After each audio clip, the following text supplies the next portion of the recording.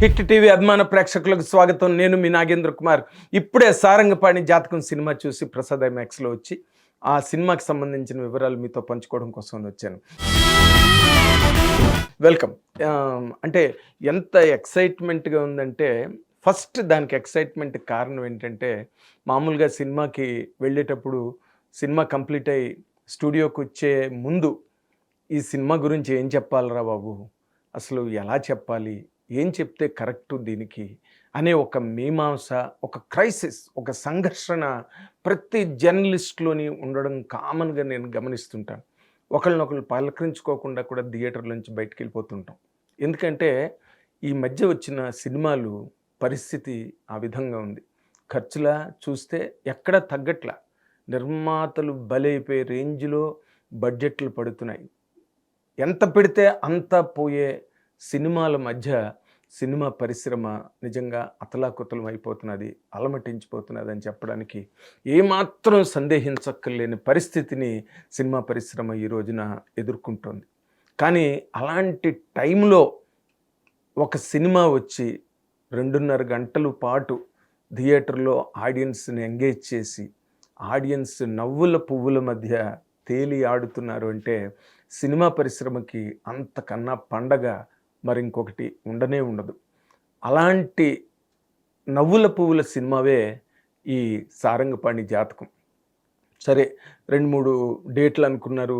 ఆ డేట్లకి cinema release చెయ్యలేక కాదు, చెయ్యలేదు. అది డిస్ట్రిబ్యూటర్లు సూచనల మేరకి డిస్ట్రిబ్యూటర్ల తాలూకా మిత్రవాక్యాన్ని పరిపాలించి ఆ సినిమాని ఈ రోజున రిలీజ్ చేయడం జరిగింది. కానీ రిలీజ్ చేసిన లేట్గా వచ్చిన, లేటెస్ట్గా వచ్చిందని చెప్పాలి. నేను సారంగపాణి ఎంత బాగుందంటే సినిమా, అంటే కోటాను కోట్ల బడ్జెట్ ఏం లేదు ఆ సినిమాకి. దానికి ఎంత ఖర్చు పెట్టాలో అంత ఖర్చు పెట్టారు. కానీ డైరెక్టర్ తాలూకా డైరెక్టోరియల్ టచ్ అన్నది ప్రతి సీన్లో, ప్రతి డైలాగ్లో, ప్రతి క్యారెక్టరైజేషన్లో, సినిమాలో మనం చూసే ప్రతి మలుపులో, ప్రతి వంపులో ఒక అద్భుతమైన ఒక ట్రాన్స్ఫార్మేషన్, ఒక అద్భుతమైన ఒక ఎంఫసిస్ ప్రతి క్యారెక్టర్ మీద. అదంతా కూడా ఆల్ ఈజ్ ఎంటర్టైన్మెంట్. ఎక్కడ సీరియస్నెస్ అన్నది లేకుండా ప్రతి క్యారెక్టర్ ద్వారా ఒక ఎంటర్టైన్మెంట్ని పంచగలిగే ఒక ఛాంపియన్షిప్ని మనం చాలా కాలం తర్వాత ఈ సినిమాలో చూసాం.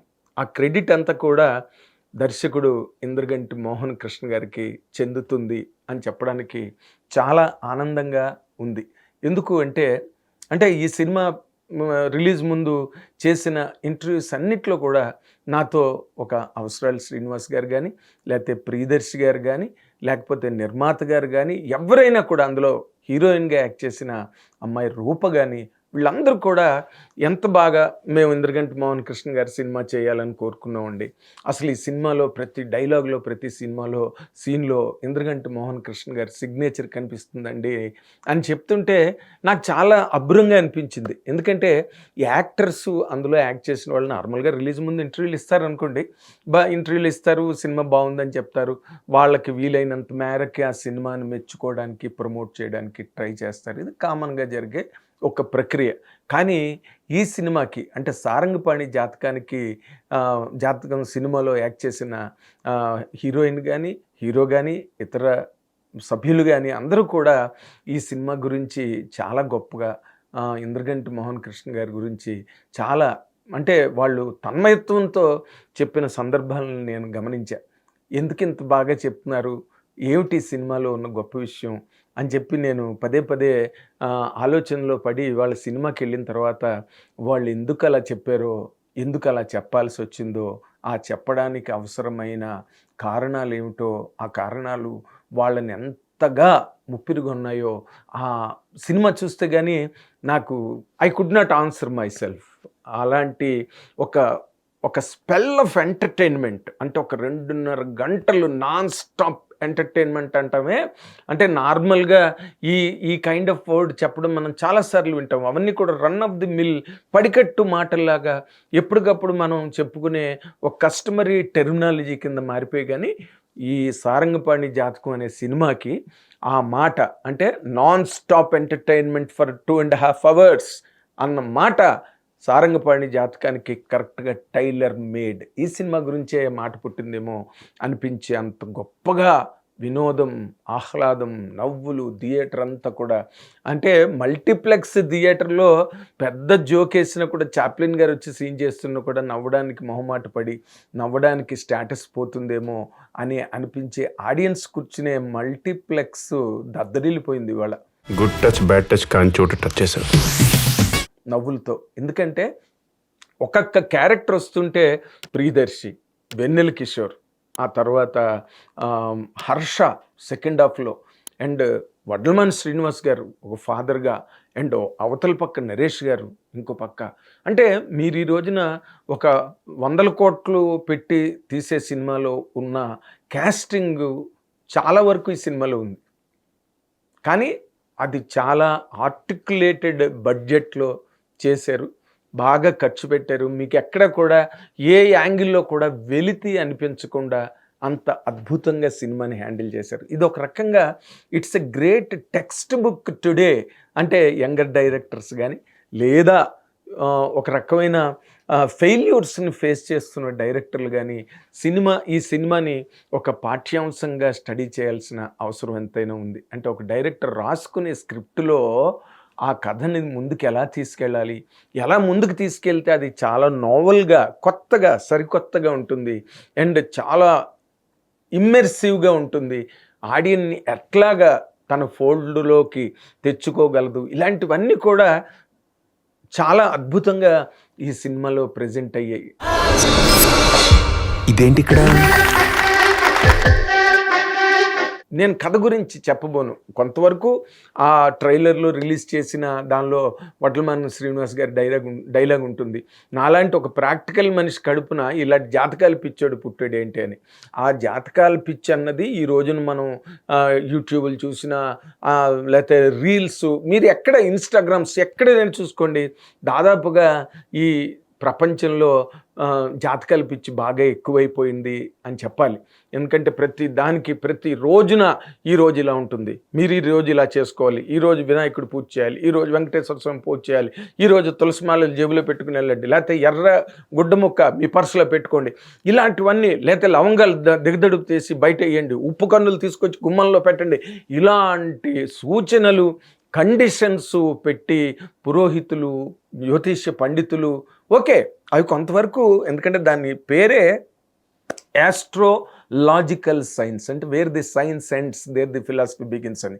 ఒకడు 4 సార్లు పరీక్షకి వెళ్ళిపోతున్నప్పుడు సాధారణంగానే వాళ్ళు ఒక డిప్రెషన్కో, ఓ డిసప్పాయింట్మెంట్కో, క్లూలెస్ కండిషన్కో గురైనప్పుడు కొంతవరకు ఈ యాస్ట్రోలాజికల్ సైన్స్ మనిషిని గైడ్ చేయగలదు. బాబు నువ్వు గాబరా పడకమ్మా, డిసప్పాయింట్ అవ్వకు, ఆత్మహత్యలు గట్ట నువ్వు చేసుకోనక్కర్లేదు, నీకు ఇప్పుడు ఏప్రిల్ నుంచో మార్చి నుంచో లేకపోతే నెక్స్ట్ ఇయర్ జనవరి నుంచో బాగుంటుందని ఆ పండితుడు ఎవడో చెప్తే వీళ్ళు కొంచెం నిబ్బరంతో గుండెదెట్టు చేసుకుని ముందుకు వెళ్ళడానికి యాస్ట్రాలజీ తప్పకుండా పనికొస్తుంది. అండ్ మనకి పుణ్యకార్యాలు లేకపోతే శుభకార్యాలు చేసుకోవడానికి వాటి అవసరం ఎంతైనా ఉంది. కానీ అది దాటి అసలు వాస్తు జ్యోతిష్యం అన్నది ఈ సొసైటీని ఎంతలా రూల్ చేస్తున్నదంటే ఆ పిచ్చిలో కంప్లీట్గా పడిపోయారనమాట. అలాంటి వాతావరణాన్ని అడ్వాంటేజ్ తీసుకుని అలాంటి జాతకాలు పిచ్చివాడు ఎవరో ఒక క్లేర్వాయింట్ తన స్వార్థానికి వాడిని బలి చేసి వాడి పబ్బం వాడు గడుపుకోవాలనుకుంటున్నప్పుడు ఎలాగ జరుగుతుంది, ఏం జరుగుతుంది అన్నది మోస్ట్ ఇంట్రెస్టింగ్గా, చాలా అంటే ఉత్కంఠభరితంగా కూడా అలాంటి అట్మాస్ఫియర్ని క్రియేట్ చేసిన ఇంద్రగంటి మోహన్ కృష్ణ, ఇంద్రగంటి శ్రీకాంత్ శర్మ గారిని వస్తుంది.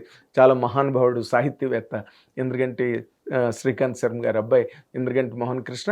ఆ సంప్రదాయపు వాతావరణం కానీ లేకపోతే ఆ డైలాగ్ పంచ్లో, అంటే మన సంప్రదాయాలు, మన మాటలు అవి ఎక్కడో, అంటే ఈ రోజున ట్రెండింగ్ గూగుల్ టెర్మినాలజీ కానివ్వండి, లేకపోతే ట్విట్టర్ టెర్మినాలజీ కానివ్వండి, అవి కూడా దాంట్లో చాలా అద్భుతంగా లేటెస్ట్ ట్రెండ్స్కి తగ్గట్టుగా రాశాడు సినిమాని. అండ్ ఒక్కొక్క క్యారెక్టరు అసలు ప్రియదర్శి, వెన్నెల కిషోర్ కాంబినేషన్ ఎంత బాగా పండిందంటే అది అలా నడుస్తూ ఆ మధ్యలో నరేష్ గారు అండ్ మన వడ్లమాని శ్రీనివాస్ గారు ఆ 2 క్యారెక్టర్లు అసలు పోటాపోటీగా ప్రతి క్యారెక్టర్ ఒకదానితో ఒకటి స్ట్రైక్ అవుతూ క్రాస్ అవుతూ ముందుకెళ్తున్న దాంట్లో సెకండ్ హాఫ్లో ఎప్పుడైతే వైవా హర్ష ఎప్పుడైతే వచ్చాడో అసలు సినిమా వేరే డైమెన్షన్ తీసుకుంది. అంత సెకండ్ హాఫ్లో ఒక అద్భుతమైన ఒక ఫార్స్ లాంటిది అది. అహోబిల్రావు అనే తన్నికెళ్ళ భరణి గారు, ఆయన ఒక విచిత్రం సెకండ్ హాఫ్లో. ఆయన ఎప్పుడు చేయని ఒక కైండ్ ఆఫ్ చాలా ఎంటర్టైనింగ్ క్యారెక్టర్ చేయడంతో ఆయన కొన్ని పర్సనాలిటీ కానివ్వండి, లేకపోతే ఆయనకున్న పాపులారిటీ, ఆయనకున్న ఇమేజ్, ఐడెంటిటీ, రికగ్నిషన్, ఇవన్నీ కూడా ఆ క్యారెక్టర్కి మంచి బలాన్ని చేకూర్చడమే కాకుండా సెకండ్ హాఫ్లో జరుగుతున్న ప్రతి ఈవెంట్లో కూడా తన్నికెళ్ళ భరణి గారి పర్సనాలిటీ చాలా అద్భుతంగా కాసింది. అండ్ వెన్నెల కిషోర్, ఇందాక నేను చెప్పినట్టుగా ప్రియదర్శి, తర్వాత మన అవసరాల శ్రీనివాస్, తనకుండే ఒక క్లీన్ ఇమేజ్కి దీనిలో ఒక చిన్న విలనిస్ట్ క్యారెక్టర్ అనమాట తనది. దాన్ని కూడా చాలా సెన్సిటివ్గా హ్యాండిల్ చేసిన ఇంద్రగంటి మోహన్ కృష్ణ గారు ఆ స్క్రీన్ ప్లేని నడిపించిన విధానం ఇదేదో మళ్ళీ స్విట్జర్లాండ్లోనో డెన్మార్క్లోనో బ్రెజిల్లోనో తీసింది కాదు, మన వైజాగ్లో తీసింది. అండ్ అందులో కూడా దాన్ని ఆ హోటల్ అట్మాస్ఫియర్ కానీ, లేకపోతే వైజాగ్ ఇంత రిచ్గా ఉంటుందా అనిపించే విధంగా మన గచ్చిబౌలి ఆ కైండ్ ఆఫ్ అట్మాస్ఫియర్ని ఎంత బాగా పిక్చరైజ్ చేశారంటే, నేను పదే ఇంద్రగంటి మోహన్ కృష్ణ గారి గురించే ఎందుకు చెప్తున్నానంటే director is the captain of the film. Director కనుక కన్సీవ్ చేసుకోకపోతే నాకు ఇలాంటి పలానా లైట్ కావాలని చెప్తేనే కెమెరామ్యాన్ పెట్టగలడు, నాకు ఇలాంటి సౌండ్ కావాలంటేనే మ్యూజిక్ డైరెక్టర్ సౌండ్ ఇవ్వగలడు, నాకు ఇలాంటి యాంగిల్ కావాలంటేనే కెమెరామ్యాన్ అది సెట్ చేయగలడు. కాబట్టి అందుకే సినిమా పోతే డైరెక్టర్నే తిడతారు, ఆర్టిస్టులు ఏం చేయలేరు. బాగుంటే కూడా ఆ క్రెడిట్ 100% డైరెక్టర్కే చెందుతుంది. అండ్ శివలంక కృష్ణప్రసాద్ గారు శ్రీదేవి మూవీస్ మీద ఎప్పుడూ మంచి సినిమాలు తీశారు, టేస్ట్ ఉన్న సినిమాలు తీశారు. అండ్ ఆడినవి కొన్ని ఆడనివి కొన్ని ఉన్నా కానీ ఆయన ఒక సక్సెస్ స్ప్రీలో ముందుకెళ్తూ ఇప్పటి వరకు మొన్న కూడా ఆదిత్య 369 ఆయన చేసిన సినిమా మళ్ళీ రిలీజ్ అయింది. అండ్ ఆయన సినిమాలు అన్నీ కూడా ఒక జెంటిల్మెన్ దగ్గర నుంచి తీసుకుంటే అన్ని సినిమాలు బాగా ఆడుతూ ఆ పరంపరలో ఇప్పుడు వచ్చిన ఈ సారంగపాణి జాతకం కూడా గొప్ప స్టాండర్డ్లో ఉంది. ఒక కథ పరంగా కానీ, డైలాగుల పరంగా కానీ, క్యారెక్టరైజేషన్ల పరంగా కానీ, ఏ రకంగా తీసుకున్న ఒక అద్భుతమైన సినిమాని చూసే, అంటే మనం ఏం కావాలండి, మనకి 2.5 గంటలు థియేటర్కి వెళ్ళినప్పుడు కూర్చుని హాయిగా ఆనందంగా జోకులు నవ్వుకుంటూ, మళ్ళీ ఏది బియాండ్ లాజిక్లు అవన్నీ మనం లెక్క పెట్టకూడదు. మనం లాజికల్గా చూసుకున్నా కూడా సినిమాని చాలా కన్విన్సింగ్గా కథని బాగా ముందుకు నడిపించి జనం బయటకు రాగానే గొల్లుమని వచ్చారు. బయటికి రాగానే అందులో మీడియావే ఎక్కువ పర్సంటేజ్ ఉన్నప్పటికీ ఈ అనుభవాలు షేర్ చేసుకుంటున్నాను. Thank you very much. Hit TV app, ఇందులో short news, live news, entertainment shows, movies, digital magazines తో పాటు మీ జిల్లా వార్తలను కూడా ఫ్రీగా చూడొచ్చు. ఇంకెందుకు ఆలస్యం, వెంటనే హిట్ టీవీ యాప్ ని డౌన్లోడ్ చేసుకుని ఫ్రీగా ఎంటర్టైన్మెంట్ పొందండి. Hit TV app. Hit TV app. Please download hit TV app. Hit TV app ని ఫ్రీగా డౌన్లోడ్ చేసుకొని ఎంజాయ్ చేయండి. మీకు నచ్చిన ఎంటర్టైన్మెంట్ కోసం హిట్ టీవీ యాప్ ని ఫ్రీగా డౌన్లోడ్ చేసుకుని ఎంజాయ్ చేయండి. హిట్ టీవీ యాప్ ని డౌన్లోడ్ చేసుకుని ఆస్వాదించండి, ఆశీర్వదించండి. ఇంతమంది సెలబ్రిటీలు హిట్ టీవీ యాప్ ని డౌన్లోడ్ చేసుకోండి అని చెప్తున్నారంటే ఎంత మంచి యాప్ ఆలోచించండి. అమెరికాలో చదవాలనుకునే వాళ్ళకి విశ్వసనీయమైన పేరు మన శౌర్య కన్సల్టెన్సీ. UK లో 1 year masters, UK లో 1 year masters, 2 years work permit up to 5 years visa. Contact Saurya Consultancy. Contact 89851 89851.